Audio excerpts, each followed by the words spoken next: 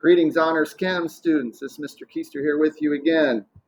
This is the video for Monday, August 31st, 2020, our scheduled 8th day of school for the fall semester. Let me give you my disclaimer, though. Keep in mind the dates could change for a variety of reasons, but regardless of that, the order of the lessons will remain the same. So let's look at today's do nows, our agenda for today. Your homework for today was to complete the Unit 1 measurements review.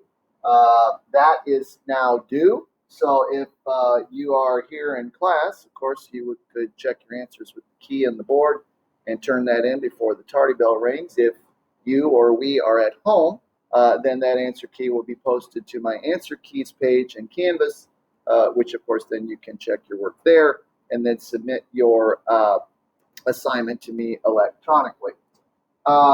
Today we're going to complete lab activity 1.1 part C, which is over volume measurement, recording, and some related calculations. Okay, so we've been talking about measurement recording and how that is done properly. Of course, that depends on the value of the smallest marking on your measuring device. If it's a manual device, today they will be.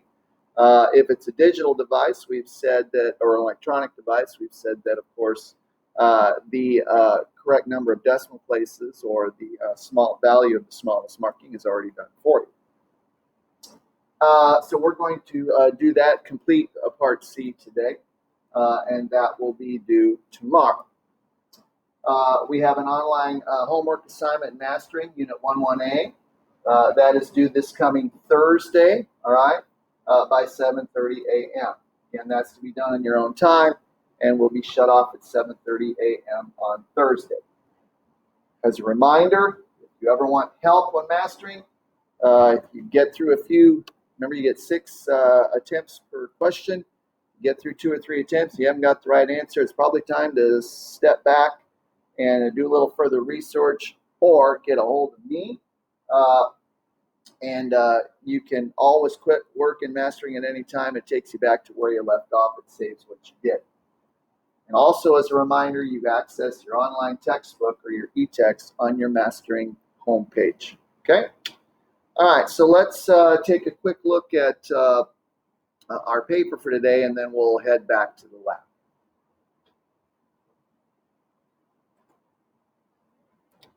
So here's our procedure for today. Again, this is about volume. In part 1, we're going to measure the volume of a quantity of colored water. I colored the water so that we could see it better. In 4 different sizes of graduated cylinders, which probably then means that the value of the smallest marking could vary there. So we'll have to look at that carefully. Then we're going to move on to the burette. We're going to dispense 25.00 mLs of colored water from a burette into a graduated cylinder. So we're going to measure the volume in the burette. Then we're going to measure it in the graduated cylinder. Then we're going to pour it into a beaker. And then we're going to pour it into an Erlenmeyer flask. We're going to measure the volume. Of course, it's the same volume, right? However, if the value of the smallest markings are different, we can't record them the same. And this is good practice with that. So we're going to do that in part 2. Let me advance the page.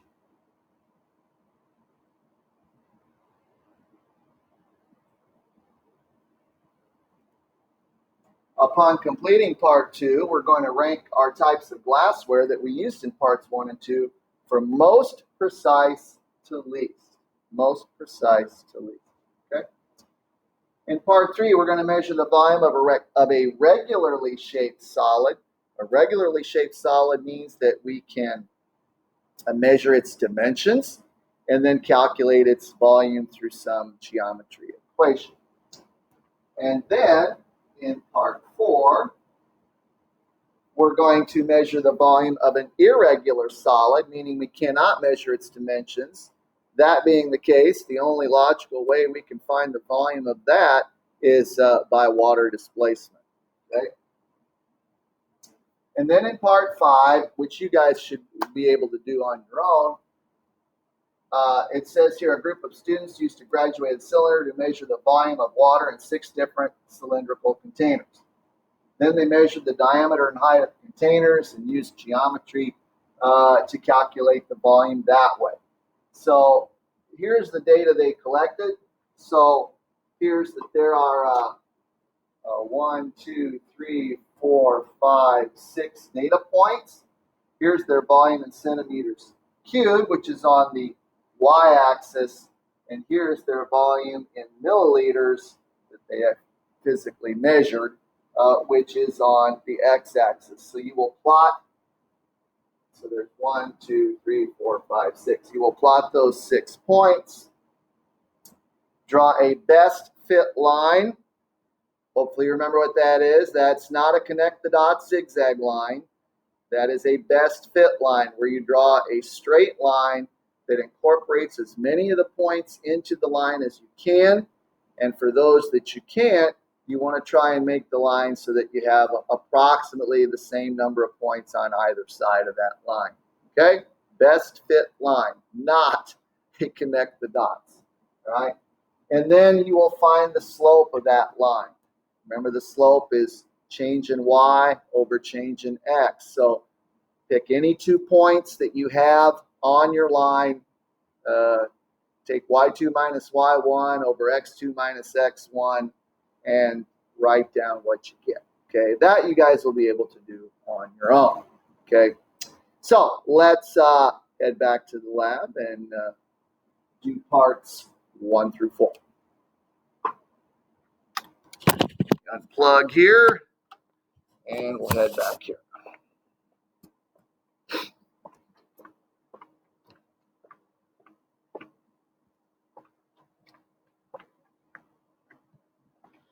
Set up here and see if we can get this out of the way.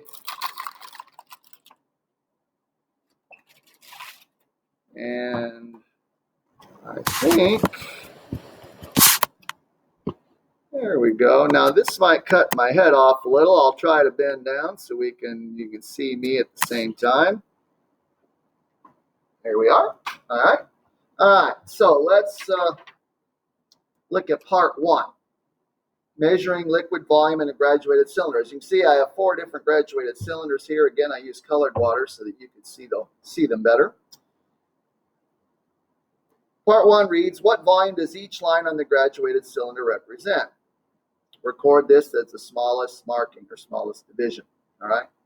So as I look at the 10 ml graduated cylinder here, we have lines that are marked 1 ml, but then we have 10 lines in between each of those. So the value then of the smallest division or marking is to the 10th place, or the 0.1. All right. Second one, the 50 ml. Again, let's see. Now the marked lines are by 10. All right. And again, there are 10 lines in between there. So now the value of the smallest division or the smallest marking on a 50 ml graduated cylinder is to the 1 ml, or to the ones place. Let's look at the 100.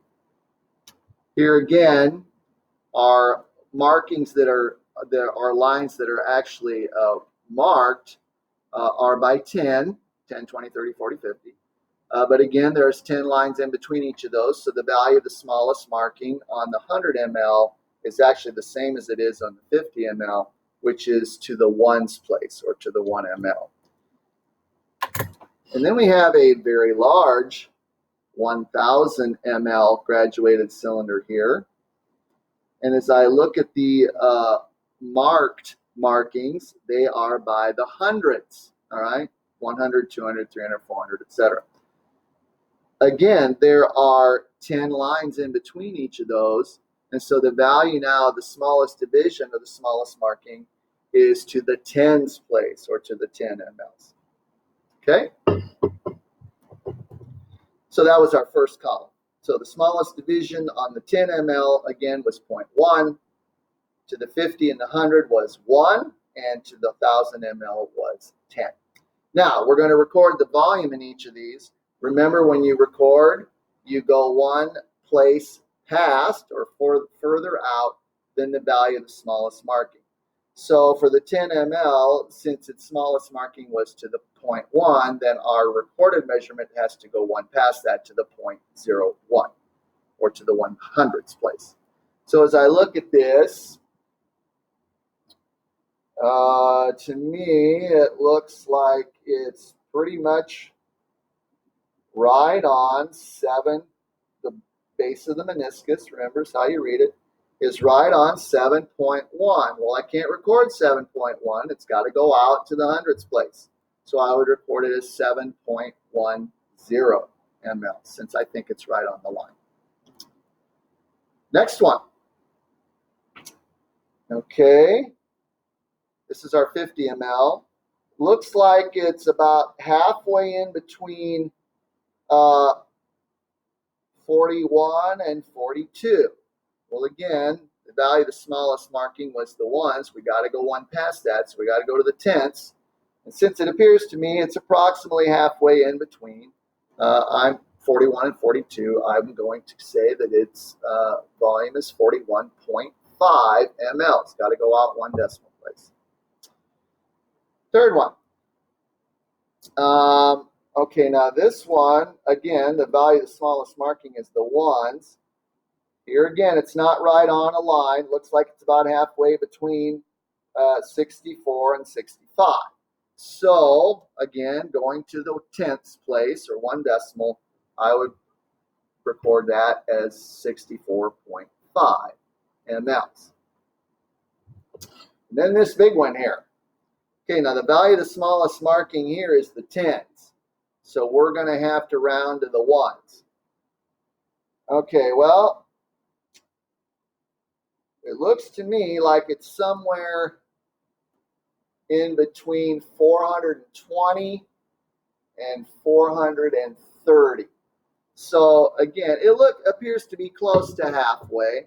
So I'm going to record that then, since I got to go to the ones place, as 425 mLs. Now, if you didn't think it was actually halfway, you thought it was less than halfway, you might have said 423. If you thought it was a little more than halfway, you might have said it was 427 or 428. Regardless of that, it's got to go to the ones place. I think it's about half, so I'm going to go 425. So that takes care of that column. Now the final column I'm going to leave to you. We have already talked about significant figures, and you are to record the number of significant figures in each of those measurements that we just recorded in the middle column. Okay? That takes care of part 1. So I'm going to scoot these over here to the side. I shall be right back.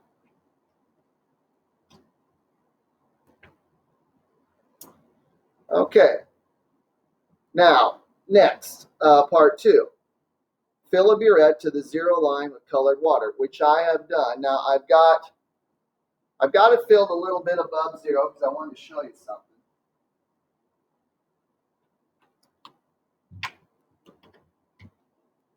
So when I filled this thing, and normally I would fill it with a beaker since it's got a nice little lip on there, it's easier to do. So let me run this down here where you can see it. Scoot this up a little bit. There we go. So I kind of hold my finger here steady, which steadies the burette. Pour that in there like so. And it's almost full, I already realized. But I overfilled it. All right. So now what I want to do is run it to the 0 line, which is where I want to begin. Okay, so here's the valve. Now the valve is horizontal. That means it's off. When it's vertically up, straight up and down, it means it's wide open. It's going to come out as fast as it can. And anywhere in between horizontal and vertical is going to slow it down. So the closer you are to horizontal, the slower it goes.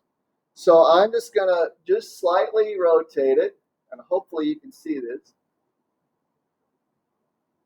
The volume is starting to come down as I'm releasing it, And when I get the bottom of that meniscus to the 0 line, I'm going to stop it right there. Boom. And we are ready to roll. So now it is set at 0. Put my graduated cylinder on there. Get rid of this.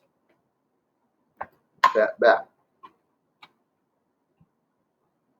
Okay, so it says to, under number 2, under part 2, it says to dispense water from the burette into a 100 ml graduated cylinder until the water level in the burette is exactly on the 25.00 ml line. Now, as I look at the value of the smallest marking on the burette, the ones that are marked are by ones, which means that and there's 10 lines in between there. So here again, the value of the smallest marking is to the 0.1 or 1 decimal, which means the volume is recorded to 2 decimals or to the hundredths place, and hence 25.00 mLs. So I'm going to go ahead and do that. I'm going to run it out, and hopefully you can see here pretty soon. There we go. It's coming down. When I get the meniscus right on close to 25, I'm going to slow this thing down. It's running out pretty fast right now. Okay, I'm going to slow her down now. There we go. And try and get it right on the 25. And boom. There we go. Okay. So we'll set the burette out of the way here.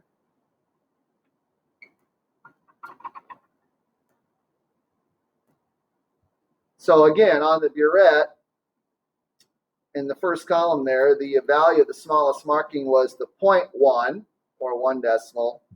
And so the measurement recorded in the next column would be to the hundredths place or the 2 decimal places, hence 25.00 mLs. Okay, second line, graduated cylinder. So now I've got that 25.00 mLs in the graduated cylinder.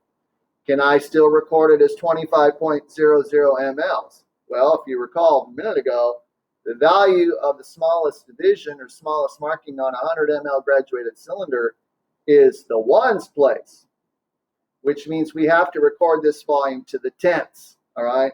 So the value of the smallest marking is the ones. We're going to record it to the tenths. So let's see. Well, actually on here, it looks like it's not quite 25. It's a little bit between 24 and 25. So I am going to record that to the tenths place as 24.5 mLs. Seems kind of funny, right? It was 25.00 mLs in the burette, now, which went to 2 decimal places. Now it's 24.5 mLs in the graduated cylinder. Here again, you know, as a device gets more precise, you can key in closer to its actual value, but as the device gets less precise, it starts getting more off. Okay. All right. So now it says we're going to pour the water into a beaker. Okay. Now, if we look at a beaker, all right,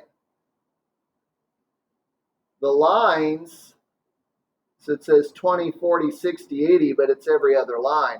So the value of each of those lines is the 10 mLs. So the value of the smallest division is to the tens place or to the 10 mLs, which means we have to round to the ones. All right. So see, now we're getting less precise. And remember, beaker is a lousy thing to measure volume in anyway. All right. So, well, okay, well, it looks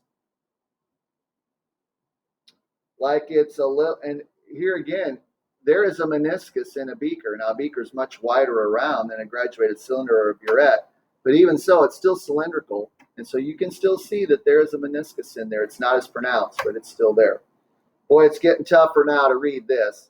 I would say it actually looks like it's a little bit more than halfway between 25 and 30. So I'm just going to throw a number out there and say 27 mLs. All right. So now we've gone from 25.00 to 24.5, now to 27. You kind of see where this is going? As the device gets less precise, the ability to key in on the actual measurement, it gets much more difficult. Okay. Lastly, it says to pour this into an Erlenmeyer flask. So I'll do that. Okay.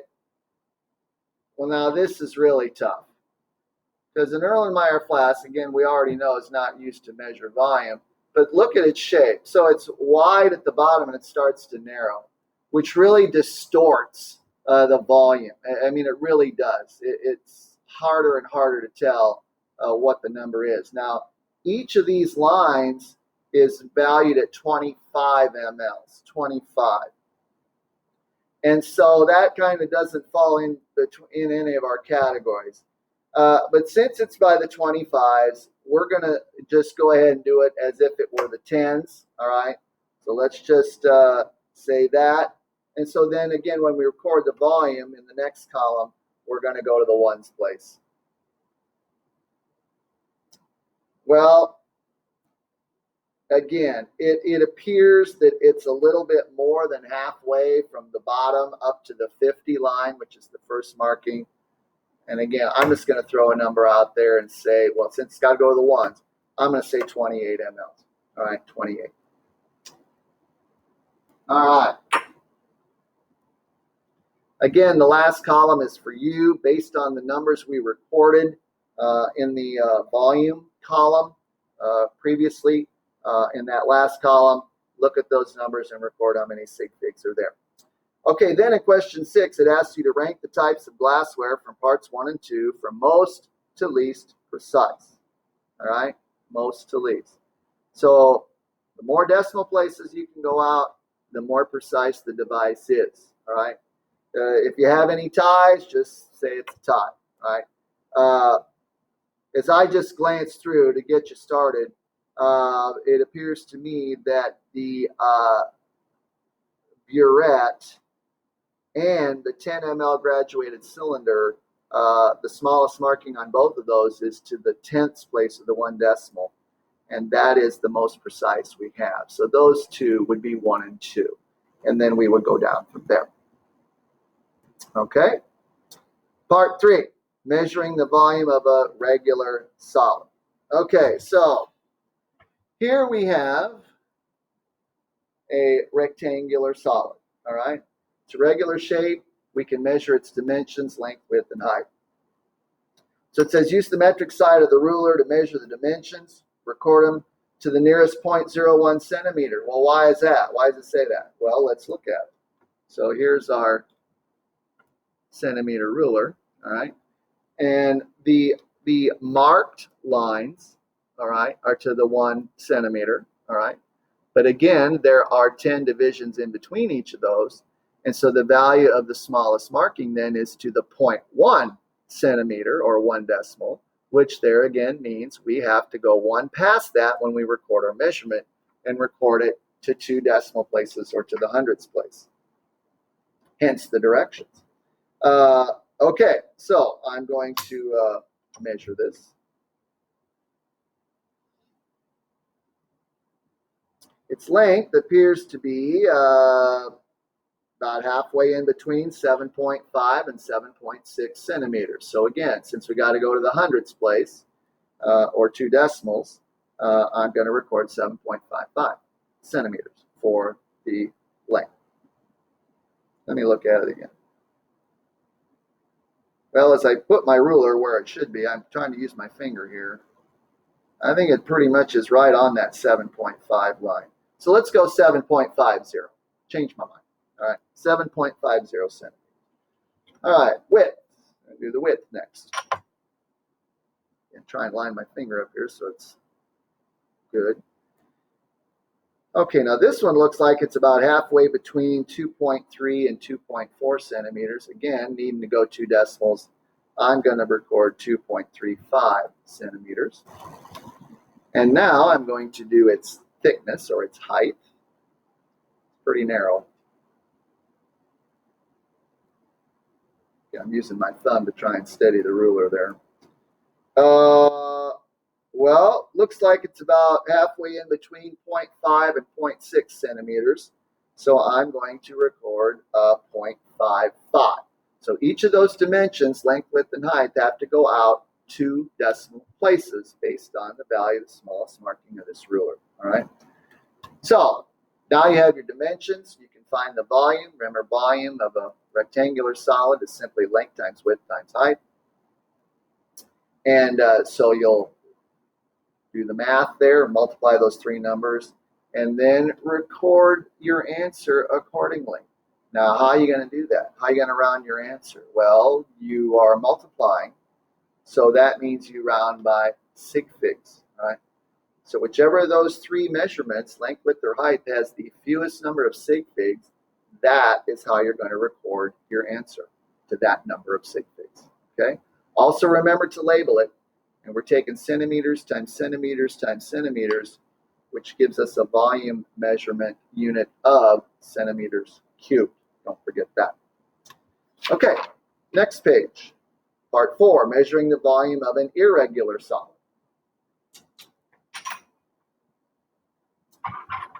All right, so here I have a bolt, all right? Can't really find length, width, and height of that. So we're going to have to find its volume by water displacement, which is the next best thing. Thing you have to do when you do water displacement is you need to make sure that you have enough water in your graduated cylinder to completely submerge your object. So as I just kind of hold it up there, I need to have at least 22 mLs of water in there. So I'm going to put a little bit more in there.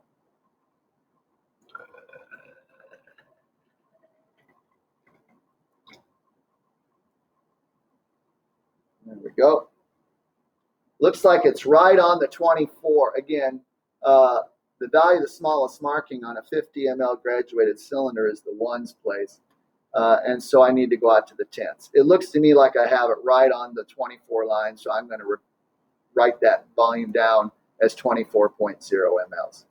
Okay, now I'm going to carefully slide the object in there. I don't want to splash any water out. That would mess up our results. There we go. And as you can see, it's inside there now, and the water has gone up a little bit, as you would expect.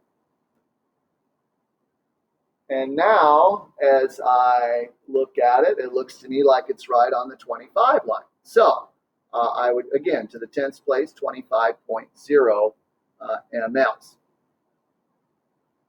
And so if we know that volume, and we know the volume of the water by itself, we can find the volume of the bolt by simply subtracting, all right?